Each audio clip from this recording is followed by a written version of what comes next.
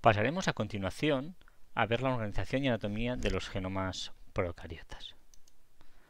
Bueno, una de las principales características de los genomas procariotas es que son muchísimo más compactos que sus compañeros los genomas eucariotas.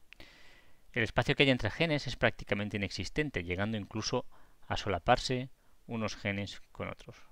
Por supuesto, aparte de toda esta compactación, tampoco hay prácticamente repetitivo. Por lo tanto, esperamos unos tamaños de genoma mucho más pequeños que la mayoría de organismos eucariotas. Si nos fijamos a nivel de gen, podemos observar que en general los genes son más cortos que los de eucariotas, aproximadamente unos 2/3 más cortos, incluso después de haber quitado los intrones. Por supuesto, los procariotas no poseen genes interrumpidos en intrones y otra de las características, como ya he comentado, es el poco ADN repetitivo que contienen sus genomas. Por supuesto, siempre hay algunas excepciones, como por ejemplo el Neisseria meningitidis. Hay una cepa que tiene bastante repetitivo para lo que sería esperable de un procariota. Aproximadamente el 11% de su genoma está compuesto por un tipo de repetitivo, pero bueno, como he dicho, esto es una excepción que confirma un poco la regla general.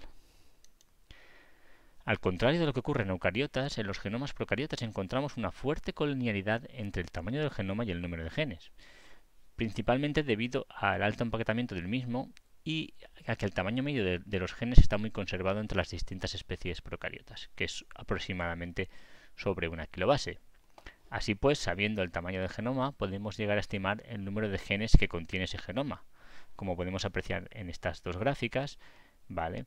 Estas son, digamos, datos tomados por los propios alumnos en prácticas y por tanto podemos ver que si yo tengo un tamaño de genoma de 4 megabases, pues espero tener aproximadamente unos 4.000 genes, ¿vale? Pues tenemos que un gen es aproximadamente una kilobase, pues bueno, sabiendo su tamaño de genoma, pues más o menos podemos estimar el número de genes que poseerá ese genoma. En cuanto a la estructura general del genoma, pues normalmente el tamaño, como he dicho y como se veía en la gráfica anterior, estará en torno a las 5 megabases, ¿vale? Pues bueno, tiene un rango pero bueno, entre 5 megabases y 3 megabases sería el mayor número de genomas que encontraremos, ¿vale? Con algunas excepciones, una vez más, pues por ejemplo, B megatherium tiene un tamaño muchísimo más grande, unas 30 megabases, ¿vale? Pero como he dicho, siempre va a haber excepciones. Por otra parte, siempre hemos establecido E. coli como referencia de los genomas procariotas y en general, pues hoy en día se puede decir que la mayoría de ellos son similares a E. coli, con un solo genoma circular, súper enrollado, y bueno, a medida que vamos descubriendo nuevas bacterias y que nuestra visión de la estructura de los genomas procariotas va cambiando, pues podemos encontrar variaciones a este estándar de genoma procariota, ¿vale? Pudiendo encontrar cosas diferentes. Así pues, hoy en día podemos encontrar genomas procariotas que contienen varios cromosomas circulares y o lineales, es decir, genomas multipartitos que se conoce. Un ejemplo de este genoma es, por ejemplo, el genoma de Vibrio cholerae, que posee 2 cromosomas, ¿vale? Los llamamos cromosomas, aunque realmente no serían los cromosomas que nosotros conocemos en los eucariotas, pero bueno, como 2 cromosomas circulares, ¿vale? Que son esenciales para que la bacteria, digamos, viva. Algo un poquito más extremo es el ejemplo de Borrelia, en el que encontramos varios cromosomas, tanto circulares como lineales.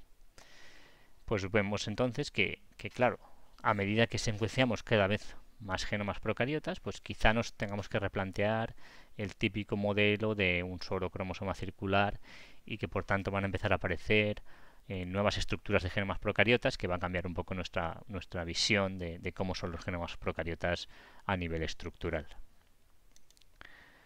Otra característica que presentan los genomas procariotas es la existencia de plásmidos.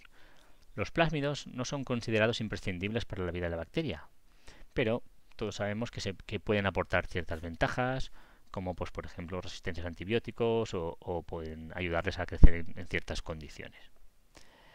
Además, estos plásmidos pueden llegar a integrarse dentro de los genomas bacterianos y pueden participar incluso en lo que se conoce como la transferencia horizontal de genes a los genomas. Lo que también sabemos es que, bueno, por norma general estos se replican de manera independiente y todo hace suponer que principalmente son independientes de los genomas y por tanto pues no formarían parte del genoma a salvo que esos genes que conllevan se integrarán en él.